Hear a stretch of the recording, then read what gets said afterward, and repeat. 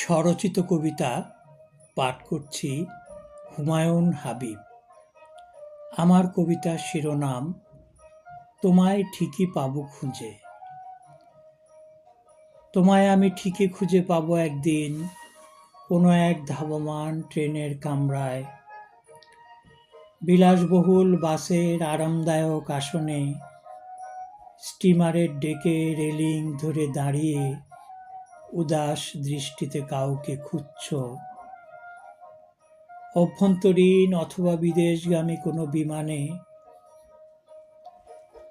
একদিন আমি তোমায় ঠিকই পাবো খুঁজে, লোকালয়ের ভিড়ে কিংবা নির্জন কোনো দ্বীপে।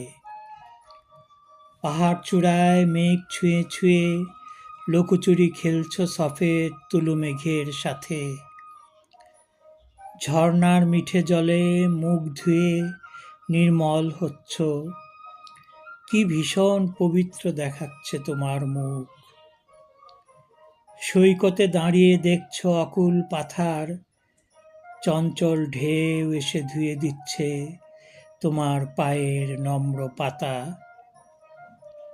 একদিন তোমায় ঠিকই পাবো খুঁজে শপিং মলে, শাড়ি কিংবা গহনার দোকানে। খুঁজে পাবো ধবল কাশবনের সনসন বাতাসে, বিশাল বনভূমির পত্রপল্লবের মর্মর ঝংকারে। স্রোতস্বিনীর পাড়ে কোনো এক সূর্যাস্ত বেলায়, ফাগুনের রঙিন ফুলের বাগানে আনমনে পায়চারি করছো তুমি। আমি একদিন তোমায় ঠিকই পাবো খুঁজে।